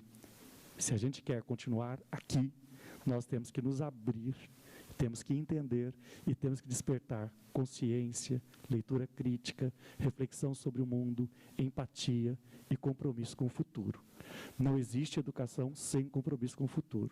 Eu só sou educador porque eu acredito que vai ter um amanhã, mesmo que eu não saiba como será esse amanhã. O meu sonho e a minha luta é porque esse amanhã seja melhor do que foi ontem, mesmo que os sinais sejam contrários disso, porque senão a gente desiste. Gente, palmas, isso aqui foi... Não, é maravilhoso, maravilhoso. Maravilhoso. E ele fez uma coisa muito perigosa, assim, que ele começou a contar histórias. É perigoso, cara, vem um monte de histórias aqui. Adorei a história. Gostei mesmo. E o Walter Benjamin tem um texto, para quem quer entender o poder das histórias, obrigatório esse texto. Gente, é legal falar obrigatório. Tem coisa que é obrigatória. É verdade, né? Na educação as pessoas, né, tem coisa que é obrigatória. Nem por isso é chato. Não, quando às diz vezes, que é obrigatório. não, mas, gente, mas né? às vezes é chato mesmo. Pode ser obrigatório chato. Mas tem Cara, tem que... Assim, nos textos antigos, né, bíblicos, gente, eu estudo tudo, gente. Tá lá, você precisa ter algumas obrigações com seus filhos. Isso é coisa de 2, 3 mil anos. Precisa ensinar a nadar. Se os caras já sabem que o moleque cai na água, ele morre. Às vezes é chato, mas tem que ensinar a nadar. Quem não sabe, põe já seu filho na natação. É verdade, é sobrevivência. Então, tem coisas que são legais, tem coisas que são chatas, mas são importantes, né? Que é super importante. Então, esse é um texto que é legal, olha que bacana. E quem gosta do mundo das histórias, né, tem que ler, tem que estar nesse texto, que é um texto que chama O Narrador, que também é do Walter Benjamin, que você falou, eu lembrei desse texto. Ele é domínio público, então dá para procurar na internet. Ele está dentro de uma coletânea de um livro, mas só o texto ele está lá na internet, né? Mas você contou uma história linda. E eu lembrei de outra história, que faz muito tempo que eu não falo sobre ela, que é uma história também oriental, né? E que era de uma cidade, né, que ficava num vale. E tinham 2 pais, né? Um pai com filho, outro pai com filho. Um pai com filho que era praticamente dono de tudo, e outro que estava lá, um camponês que trabalhava com o filho. Aí, num final de dia, o pai, que era quase dono de tudo, subiu com o filho, abraçou e disse, ó, um dia, tudo isso será seu. Tudo. Aí eles foram embora. Passou outro dia, subiu o pai camponês com o filho, mostrou e disse, filho, olhe, contemple, olhe a beleza da vida, olhe a beleza da terra, contemple. Que eles contemplaram. A escola também tem que ter essa função. Precisamos mostrar a beleza da vida. A gente falou dos problemas, a beleza da vida para essa criançada. Mas para falar da beleza, de novo, tem que falar da tristeza. Temos medo do medo da criança. Isso é uma outra tragédia. A gente nunca viveu uma época de autocensura das palavras com as consequências que a gente está vendo. Precisamos falar da feiura para falar da beleza. Vou explicar. Mundo prático. Pais se aproximam de mim. Eu não gosto que façam isso. Eu vou contar. Não façam isso comigo, tá? Eles se aproximaram e falaram, Ilan, você pode fazer um livro? Eu odeio isso. É como chegar para um músico assim, você pode fazer uma música para mim? Ninguém faz isso com músico. Mas fazem com escritores, né? Aí chegou esse casal que eu já conhecia, com seus filhos, tem muitos anos. Ilan, a gente quer que você faça um livro para os nossos filhos, com 2 temas super importantes. Quais temas? Tolerância e paz. Gente, temas super importantes. Quem não é só uma pessoa, né, muito importante. Cada um deles. Só que eu comecei a rir por dentro. Eu sou uma pessoa educada. É verdade. Eu estava rindo por dentro. Porque aquele casal brigava na frente dos filhos, se estapeava há anos. A casa dessa família era guerra pura. Intolerância pura, respeito zero. Não tem um escritor no universo que vai mudar essas crianças. A tolerância e a paz começa na casa. Na casa. E isso vale também para a escola. Também. Se vocês consideram virtudes, algumas virtudes importantes, não coloquem nos livros, pratiquem vocês as virtudes. É tão importante a ecologia. E o cara vê você jogando lata no chão. Ai, nossa, é tão importante você fazer isso. Mas você faz ao contrário. Exatamente ao contrário. A literatura, as palavras deviam fazer uma outra função, de novo, a metáfora. Mostrar como a vida é bonita, mas através das suas dificuldades. Como dizia São Francisco de Assis, estava agora no México, entrei numa igrejinha assim, do nada, assim, eu adoro fazer isso, do nada, você vê as coisinhas, e eu vi uma pintura do São Francisco, nossa, coisa linda. E o São Francisco de Assis falava do vale das lágrimas. Gente, a vida é um vale de lágrimas. Quem acha que é diferente não conhece a vida. A vida é um vale de lágrimas. Só que ele dizia, como você falou, de uma forma muito bonita, que ele dizia assim, a vida é um vale de lágrimas, mas também tem um vale de esperança. A educação é o vale da esperança, galera. É o deserto, que estamos caminhando todos, com o oásis. O que é o oásis? O que deveria ser? A escola, a educação, o encontro com essas crianças, para eles conhecerem o deserto. Não deixem de apresentar o deserto, porque está acontecendo. Ele cresce e fica frustrado quando ouve um não. A namorada diz não, dá um tiro na namorada, porque vocês não mostraram o deserto quando elas eram crianças. Elas precisam saber de uma forma metafórica, simbólica. Aí vem 5 pessoas na Europa. São 5 pessoas. Editores. E falam assim, não vamos mais vamos tirar a palavra feio de um livro, para mim, dos melhores autores infantis da face da Terra, que chama Roald Dahl, que é o autor da Fantástica Fábrica de Chocolate. Começaram a mexer nas palavras. Como vamos falar de feio para as crianças, não sei o que lá. Que é uma doideira. Aí o público ficou revoltado, eles voltaram atrás, porque eram 5 pessoas querendo mudar as palavras. Não pode falar feio, porque os feios vão se sentir ofendidos. Mas é sério, esse é o argumento. Só que o feio é o simbólico, é o arquetípico. Feio, tem pessoas que eu conheço que são lindas, mas tão feias por dentro. Ah, todo mundo conhece. Sim. Eu conheço. Então, a feiura não é a feiura física. A bruxa da história é o obstáculo, é a dificuldade. Aí, no livro que eles queriam censurar, tinha lá uma bruxa que era careca. Eles falaram, vamos tirar a careca por causa que os carecas vão se sentir ofendidos. Eu não fico ofendido. Você fica ofendido também, não, você não está tão como eu, assim. Mas, assim, a caminho. Então, assim, nesse sentido que eu estou colocando para vocês, novamente, o Vale da Esperança, ele existe. Depende da gente, de como a gente age, e do que a gente faz. Vou terminar com isso. Se você quer que a sua criança, que o seu aluno tenha asas, primeiro dê raízes, que foi o que você falou. Sem raízes, não tem asa. As asas se dão com as raízes, depois ele dá umas cortadinhas e vai embora. Não estamos mais dando raízes para essas crianças. E elas estão voando, se estapeando para cá, para lá, que nem mosquito, porque as raízes estão evaporando. É isso. Maravilhoso, né, gente? Tanta reflexão. Eu achei bonito você falando da questão das vinhas e o tempo para as coisas acontecerem. Eu fiquei pensando nisso, né? Há o tempo de colher, há o tempo de plantar, de semear, de esperar a chuva, o sol, e isso está na música popular brasileira de maneira linda, né? Cio da terra e tudo mais. Me veio isso quando eu vi você falando, né?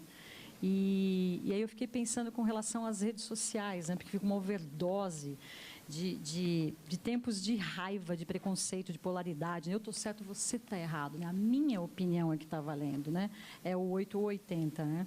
Então, eu queria saber de vocês, assim, qual que é o papel da escola nesse processo de acolhimento e com as redes sociais trazendo assuntos de maneira ardilosa, né? Como a gente estava conversando antes de começar, né, José?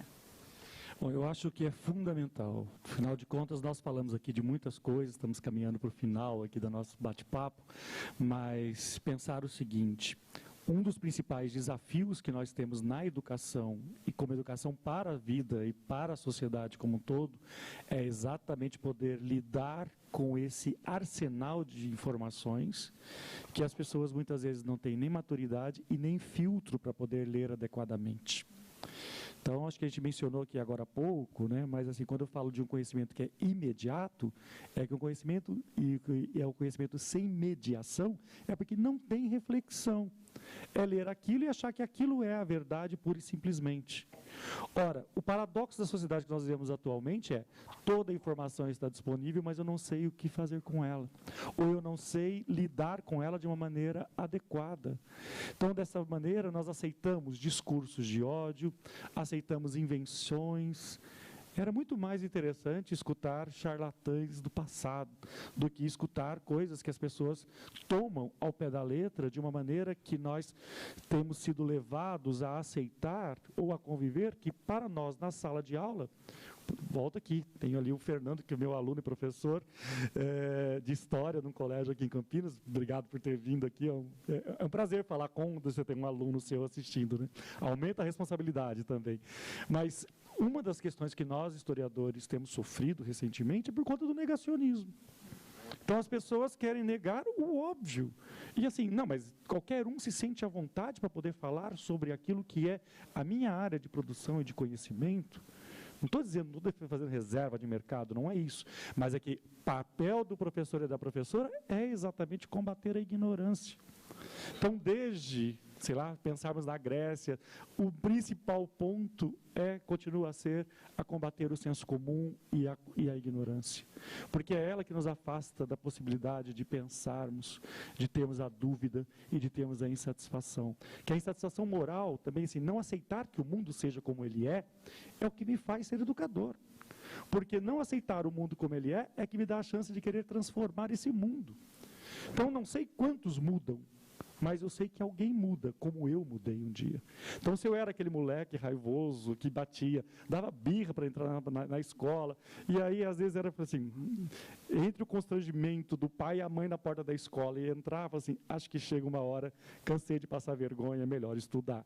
Então, isso acontece, da mesma forma que alguém um dia abre para mim uma revista em sala de aula que não existia internet. Então, por exemplo, eu não me esqueço, o primeiro dia que a professora levou o National Geographic e apresentou o Grand Canyon. Para mim, aquilo era uma coisa impressionante. Então, de um tempo, de uma escola que não tinha nenhum desses atributos que nós temos hoje em dia, nenhum dos equipamentos que nós temos hoje em dia. Da mesma forma que quando alguém leu para mim, né? Quando alguém recitou poesia. Tudo isso é um processo de formação e de formação. Da mesma forma, os conhecimentos científicos. Eu estou pegando essa ideia para a gente poder reforçar a característica desta identidade que nós produzimos com a escola e de que a escola ela é formadora de mim. Então, ela está em mim porque as experiências vividas ali, boas e más, os afetos que estão envolvidos nessa experiência, elas me acompanham para a vida toda e em todas as minhas escolhas, mesmo que eu não saiba citá-las, de onde vem cada uma delas. E é bom que eu não saiba de onde vem cada uma delas, mas, de qualquer forma, eu ter a certeza ou a possibilidade de que, no meu modo de pensar, na minha maneira de refletir, eu estou interagindo e produzindo um novo mundo, porque nesse novo mundo eu também estou. E eu gosto de ser professor exatamente porque eu me reinvento a cada aula.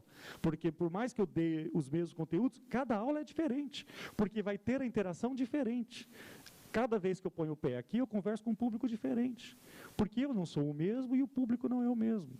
Então, a aula, por mais que eu dê aula 1 ano, 10 anos para a mesma turma, é claro que eu sei mais sobre aquela turma do que uma turma nova, mas, ao mesmo tempo, quais são as novas descobertas que aparecem aí?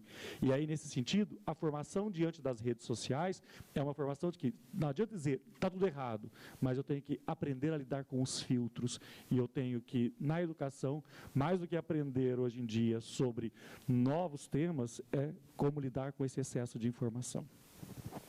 Muito bom.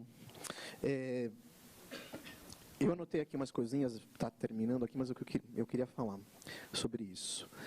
Primeiro, tem um pensador que fala assim: a tecnologia é a resposta, mas qual mesmo é a pergunta? Ninguém sabe. A gente tem a mania de achar que tudo que é eficiente, limpinho, rapidinho, é bom. Cara, vai comer fast food um mês.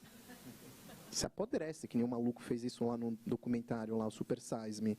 Então, assim, a gente confunde muito eficiência com qualidade. Tem coisas que são, outras coisas que não são. Você pode estar num baita carro super moderno a 400 por hora, indo em direção ao abismo, que é o que a gente está fazendo. Essas tecnologias, elas nascem sempre com a promessa, lembrem, tá? Sempre, de melhorar o mundo, a fraternidade, sempre. O Facebook nasceu assim, o Instagram nasceu assim, tudo. E dá no que dá. Quando tem um cara chamado Harber, né? Isso foi antes da Primeira Guerra, que ele foi um dos caras assim, ele criou assim, o maná do céu. Ele pegou assim fertilizante do ar, fez lá um processo, salvou milhões de pessoas da fome. E esse mesmo cara, com essa técnica que ele inventou, que salvou com fertilizantes químicos, que salvou muita gente, ele ajudou a fazer a primeira arma química na Primeira Guerra Mundial, que sufocou lá os franceses em Ypres, na Bélgica. Oppenheimer, que tem o filme, você acha que ele queria que jogasse a bomba em Hiroshima? Mas é uma tecnologia. Então, eu acho que a gente se ajoelha muito fácil. O educador, muito fácil quando vem a tecnologia. Ela é uma ferramenta, mas uma faca pode passar manteiga lá no pão ou pode matar alguém. A decisão é nossa. Agora é inteligência artificial. Está todo mundo ajoelhado no bezerro de ouro. Eu escrevi um artigo no Estadão o ano passado, que o título era "Preservem os livros de papel para os seus filhos". Porque vai chegar um momento, eu não estou brincando, porque vai chegar um momento que essa dita inteligência vai escolher o que você vai ler ou não nos aparelhos. A Amazon, há alguns anos, tirou do Kindle o 1984. Você comprou, baixou e eles tiraram. Tiraram. Imagina se eu tivesse só isso. Eu tenho meu exemplar de papel. Depois eles voltaram, o pessoal gritou. Então, assim, a tecnologia, ela é boa se a gente saber, a gente tem que saber usar. A mesma coisa do coisa nuclear, da ressonância magnética, que salva a vida, né, as vacinas. Então, na educação é a mesma coisa. E a gente sabe que papel... Pessoal, vamos lá. Papel é melhor que digital para o mundo da criança, principalmente pequena. Isso é uma verdade, já dada em pesquisas e tudo. Quanto mais digital, mais elas têm problemas físicos, de coluna, de olho, mental, não consegue concentrar mais, a aprendizagem vai para o lixo, tudo, não sei o que estou falando, tudo provado já. Daqui a 10, 15 anos, que a gente é tudo atrasado aqui, né? Que Milor Fernandes, uma ideia fica bem velha, vem morar no Brasil. Assim, é uma coisa assim que...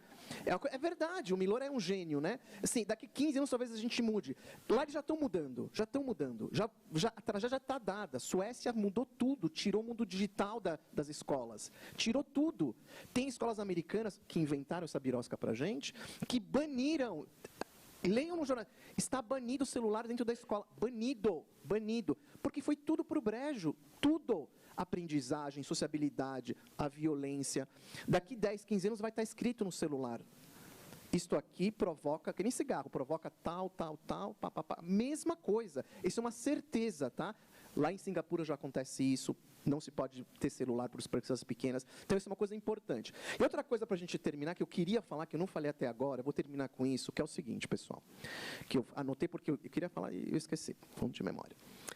Tudo isso que a gente está falando aqui é algo que eu acho que é posterior há um buraco que o Brasil tem muito grande. E a gente está aqui para sanar esse buraco. Não adianta, tudo que eu falei agora, que meu colega, que você, não vai adiantar nada, se as crianças do Brasil não souberem ler e escrever. O buraco é imenso. Então... Quando a gente fala, a gente está falando aqui, eu estou falando aqui de tanta coisa assim, e a gente esquece disso. A gente está colocando aqui de coisas assim, de sofisticadas, mas temos 40% de crianças que terminam o Fundamental 1 sem saber ler e escrever. Isto é uma tragédia, é aniquilação de gerações. A pandemia só piorou para a escola pública, porque a privada sempre dá um jeito, tem os pais, tem grana, escola particular, professor particular. A escola pública, como ele falou, só tem isso. Então, na minha opinião, a primeira missão é missão de guerra, sabe, de colocar mapa em escola pública e falar assim, tolerância zero para criança que não saiba ler e escrever. Porque a partir disso vem tudo isso que a gente falou, tudo. Como vai enxergar o mundo, a beleza, e tudo isso da importância das aprendizagens. Porque como a gente pode fazer algo se ele não sabe ler e escrever? Não existe cidadania. Não existe reclamação em relação ao poder público. Não existe crescimento espiritual, crescimento físico, tudo. Não sabe, vai ler uma comida e vai falar, isso aqui faz mal, isso aqui não faz, precisa saber ler para isso, para comprar uma comida. Então, se vocês tiverem isso na escola de vocês, esse problema, cada escola é uma escola, é um universo, cada escola é um universo, tem que mapear, e tem, de novo, tolerância zero, é a minha opinião. É o que os países desenvolvidos já fizeram, ó. Suécia, falei da Suécia, a gente acha que a Suécia é mil maravilhas, tem um monte de problema, não vou contar aqui, mas enfim, tem, porque não tem, não tem. Mas a Suécia, no século XVIII, zeraram isso. Século XVIII, tá? Zerou, não tinha analfabeto na Suécia. Muito por causa dos protestantes, da igreja protestante, da Bíblia, mas não interessa. Isso fez eles serem a Suécia, no sentido de justiça social, de acesso básico às questões, blá, blá, blá, blá, blá, blá. Todos os países que se desenvolveram, todos, mais do que a gente, tem a ver com leitura e escrita. Então, vamos aí para essa luta e valeu. Obrigado. Muito bom. Nossa, muito obrigada. Eu estou aqui, assim, afetada por eles. Eu aposto que vocês também, né? Meu Deus, é uma delícia ouvir vocês. Eu ficaria aqui até meia-noite, fazendo inúmeras perguntas. E pensando em Rubem Alves, que eu comecei abrindo com Rubem Alves, que ele traz essa poesia de levar os olhos para passear, né? Ele falava disso, eu ficava inebriada com a fala, com a escrita dele. E eu fico pensando que existem projetos tão bonitos, né, para a gente pensar em esperança. Tem uma professora hoje aqui que ela é bem tímida, mas me contaram uma coisa muito linda, que ela tem um clubinho de leitura. E olha que cena bonita. No intervalo, no recreio, quando tudo acontece, um aluno foi contar uma história para a merendeira. Ele sabe ler, ele sabe escrever. Então, que essa imagem fique alimentando a gente, né, para essa esperança, né? Eu sei que vai abrir para perguntas, não é? Tem perguntas? Dá tempo, gente? Que eu imagino que vocês devam estar aí assim, ó. Eu estaria, se eu estivesse sentada aí. Não sei quanto tempo mais temos. Podemos... Alguém quer fazer alguma pergunta para os dois? Olá. Quer levar meu microfone para ele?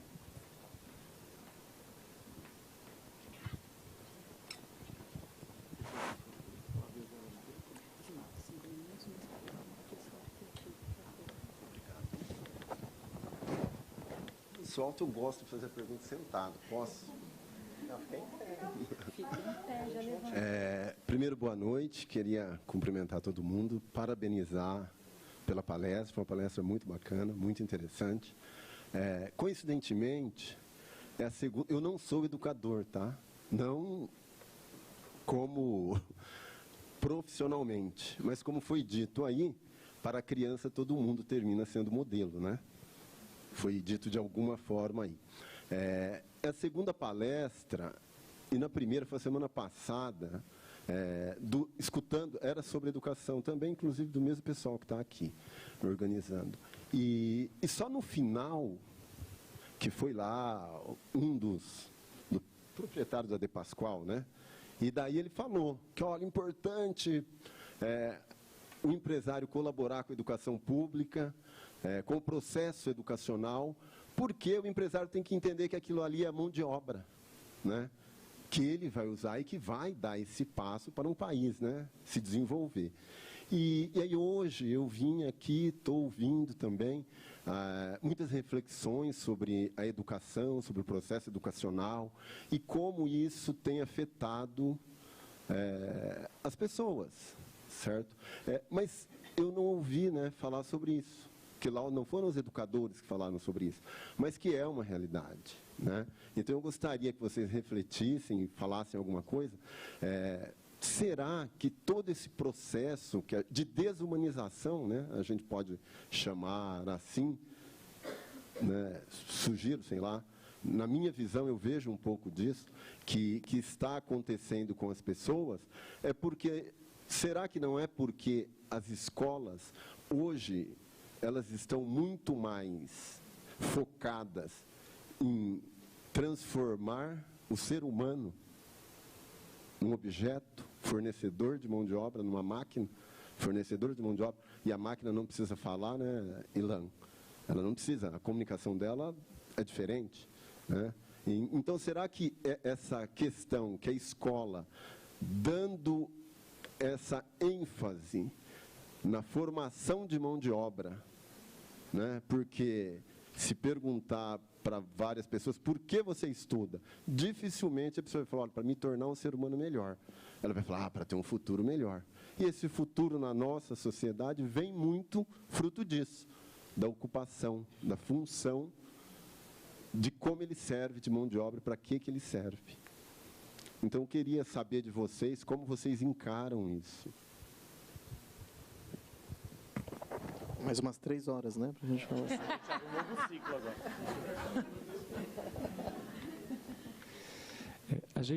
Bom, eu vou responder essa questão primeiro. Eu entendo, e esse é um embate muito grande dentro da questão da formação e da escola. Quando você pensa que a universalização do direito à educação ele vai acontecer, né, porque, afinal de contas, vamos lembrar, quando se criou a escola, quando se cria a escola pública, por conta de princípios republicanos, né, princípios que estão sendo levados no sentido de chegar ao maior número de pessoas possíveis. Isso tem uma situação, isso tem um determinado contexto. Só para pegarmos aqui as temáticas mais recentes aqui no Brasil, é claro que a escola também contribui para isso. Afinal de contas, nós queremos que as pessoas tenham vida melhor e ela se traduz, muitas vezes, nessa condição financeira de ter quem estuda mais tem renda maior. Essa é uma questão. E não há nada proibido ou errado em relação a isso. Né? Ou seja, um brasileiro que tem apenas o ensino médio, tem uma renda média, dados de 2019 do IBGE, mas só atualizar aí com os índices, de R$ 1.700. A renda média do brasileiro com ensino superior, R$ 5.100. Qual é a tragédia brasileira? Só 26% dos jovens de 18 a 24 anos estão nas universidades. Eu falo aqui como diretor de um dos principais vestibulares do país. Então, esses dados para nós são estarrecedores, né? Então, claro, eu falo de uma universidade que tem o seu público, mas poderia ter muito mais gente estudando. Então, acho que isso é uma situação, porque quando alguém desiste de estudar, ela desiste também de prosperar. Nesse sentido que num país em que não há políticas de combate à desigualdade e tem uma das desigualdades mais escandalosas do mundo, negar o direito à educação é negar a possibilidade da pessoa transformar-se.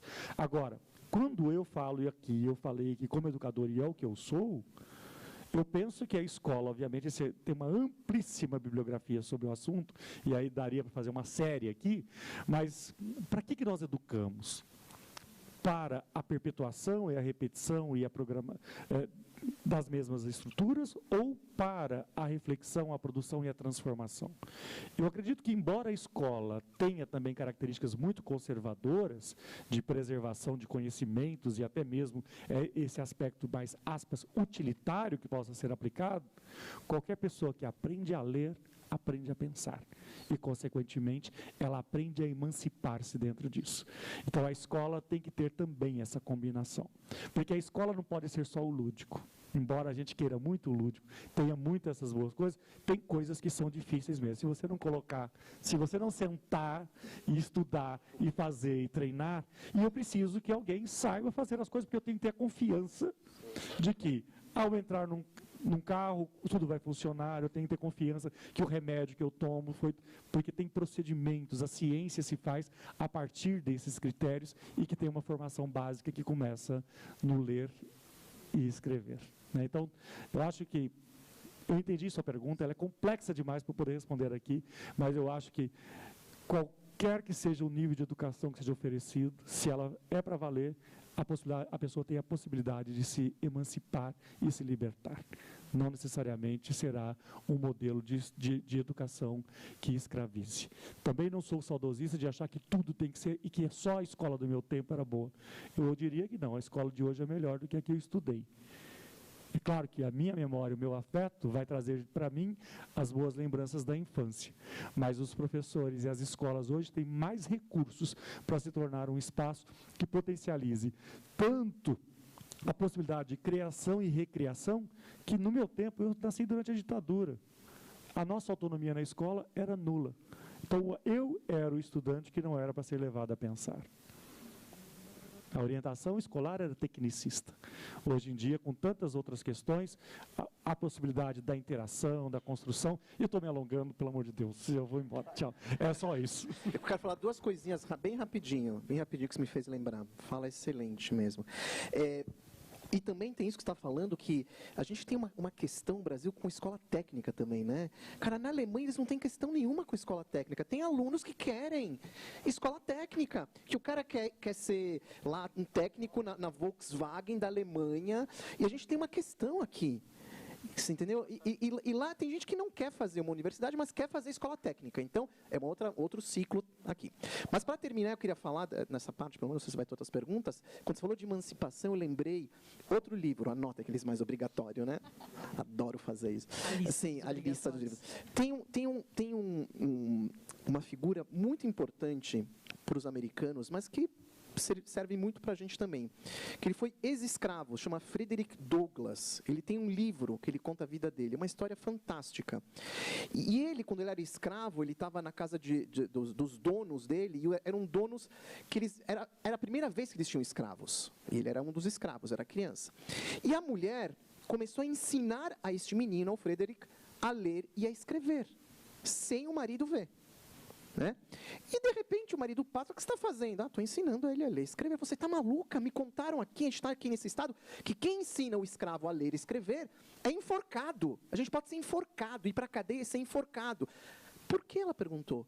Porque se ele souber ler e escrever, ele não vai querer ser mais escravo. E ele conta isso, e ele continuou, porque quem aprende a ler e escrever não esquece mais, é como andar de bicicleta.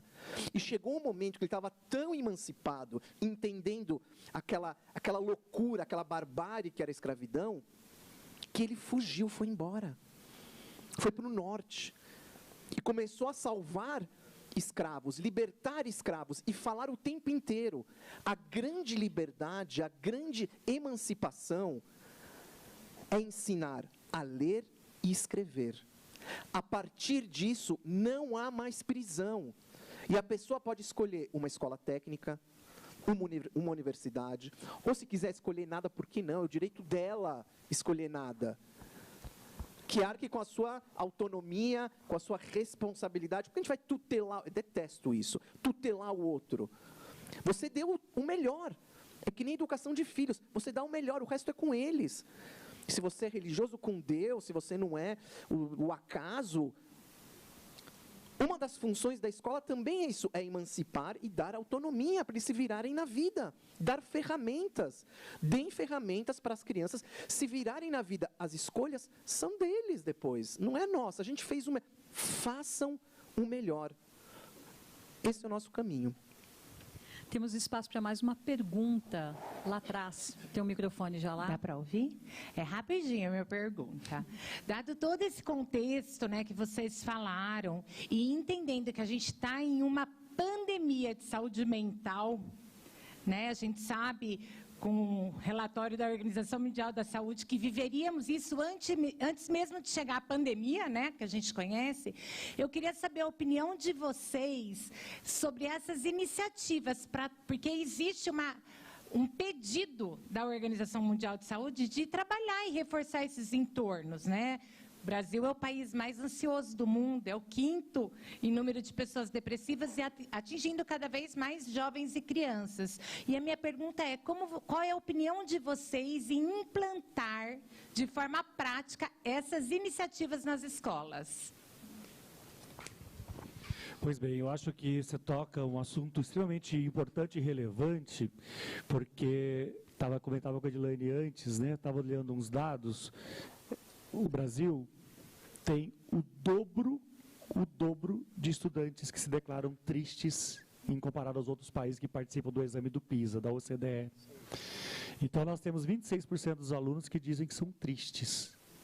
E é estranho pensar que uma criança, um adolescente, possa se declarar triste, porque isso é indicativo de alguma coisa.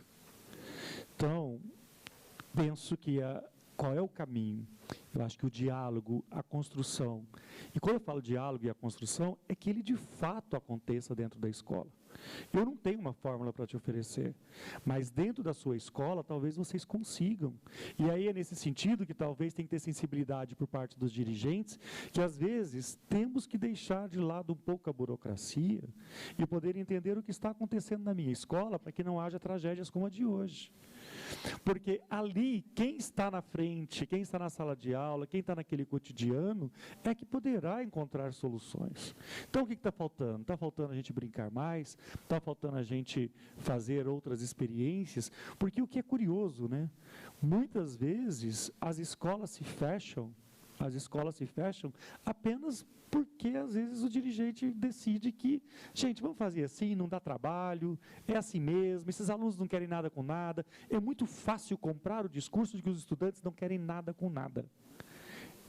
Porque, quando eu digo que os estudantes não querem nada com nada, qualquer coisa que oferecer é nada. Né?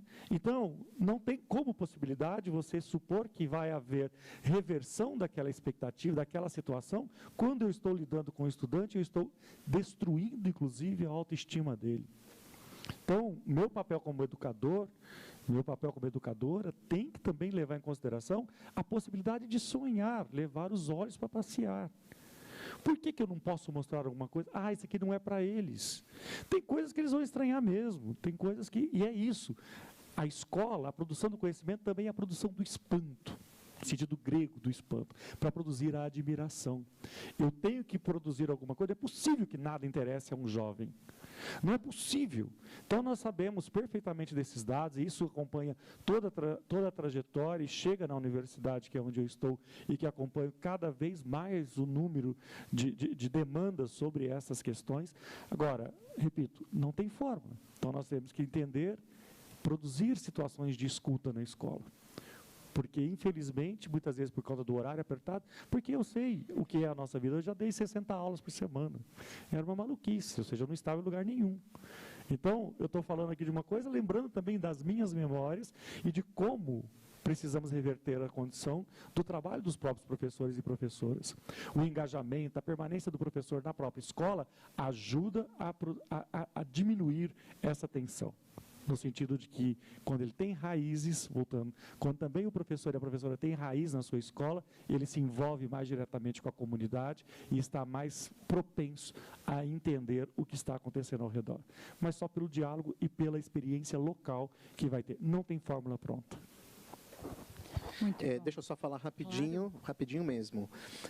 Vou fazer propaganda aqui de um ciclo que eu fui curador aqui do Café Filosófico, que tem alguns caminhos, também não tem respostas, né? Mas tem alguns caminhos que eu chamei Como Fortalecer a Mente numa Era de Incertezas.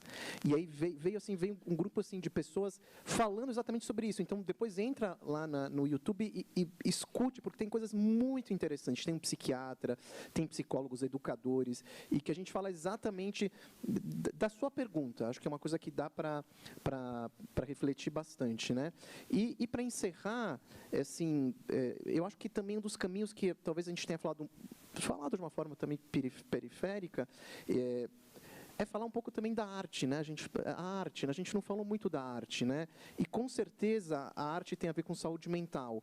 E está faltando muita arte aí para essas crianças, né? Eu sempre brinco, assim, a escola às vezes repete o que tem de pior lá fora no mundo da arte. Eu não me conformo que tem músicas lá fora que vai tocar na festinha da escola. Às vezes a escola é o único lugar que ela pode ouvir músicas que ela nunca vai ouvir na vida dela. Na creche das minhas filhas, na festa junina, isso tem muitos anos, eu fiquei tão brava com a diretora porque estava tocando música country americana na festa junina. Cara, eu falei para ela, porque era novela América, sei lá que novela que era na época, eu falei assim para a diretora, eu canto com as minhas filhas músicas juninas, mas talvez algumas crianças aqui nunca vão escutar se não for aqui na escola. A escola não é para repetir, é para ter as músicas que elas nunca vão ouvir, é para ter as pinturas que elas nunca vão poder olhar, é os livros que eles não vão poder ter. Essa é uma das funções que a escola tem. E, para terminar, uma frase do Tolstói, falando de arte, que ele dizia, que a gente está precisando também hoje, tem a ver com saúde mental, com tudo, né? A arte une as pessoas. A arte une as pessoas. E a gente não dá conta da vida sem a arte, como já disse, né? Como já foi dito. Ferreira Goulart, exatamente. Gente, estou chegando ao fim com o coração apertado aqui, de verdade. Muito obrigada. Tenho algumas considerações a fazer, agradecimentos. E quero agradecer, em nome do Comitê de Governança, formado pelo professor José Tadeu Jorge, secretário de Educação de Campinas, o professor Nivaldo Vicente, a professora Patrícia Lutz, dirigentes nas diretorias de Ensino Leste e Oeste de Campinas, Isabela Pascoal Berker, diretora de Sustentabilidade da Fundação Educar, Aljair Rezende, superintendente socioeducativo da Fundação FEAC. E agradeço a presença e a participação de todos vocês. Fica aqui o convite para vocês acessarem as mídias sociais do Movimento Educação Sempre, especialmente para participarem de toda a programação dessa 13ª Semana da Educação de Campinas, que vai, eu quero destacar também, agradecer os parceiros, são muitos, né? Muita gente, essa interdependência que eu acho linda para tudo acontecer. A gente não faz nada, completamente nada sozinho, né? Que contribuíram para a Semana da Educação. É o nosso anfitrião, lógico, o Instituto CPFL, que honra estar aqui, que alegria fazer parte do Café Filosófico. Estou muito feliz, muito realizada com vocês todos. Shopping Iguatemi Campinas, Venturos, Matera, Instituto EP, PAICA, PUC Campinas, Mackenzie, UIDES, Instituto para o Desenvolvimento do Investimento Social, Lindóia Verão, a Livraria Candeeiro e a Agência de Comunicação Alfa Press. E eu agradeço também as intérpretes, né, que fizeram um lindo trabalho, as duas que se revezaram aí. Vou ver os nomes delas aqui, a Patrícia Pérez e a Alessandra Gomes. Muito obrigada, queridas. E quero deixar para vocês uma reflexão, assim, eu escrevi algo também e estou muito nutrida essa noite. Estou voltando para casa com o coração muito alimentado, porque o que a gente escolhe pensar, falar, fazer, é muito importante para a gente lembrar o que a gente quer lembrar daqui a algum tempo, né? Com alegria. Isso tem a ver com o que a gente pensa, fala e faz. Né? Então, de construir essas memórias. Né? Então, que as nossas perguntas abertas, quando eu abri essa noite de hoje, sem respostas imediatas, com tempo de plantar, de colher, sejam o nosso alicerce para a gente seguir com a coragem necessária, né, professores? E o que pensamos, fazemos e falamos, não necessariamente nessa ordem, tem um impacto gigante na formação de um ser humano, de uma sociedade. Que a gente possa ter essa abertura para agirmos com coerência, em coerência com os afetos. Que a gente possa costurar boas memórias em trocas ricas, como a gente teve hoje.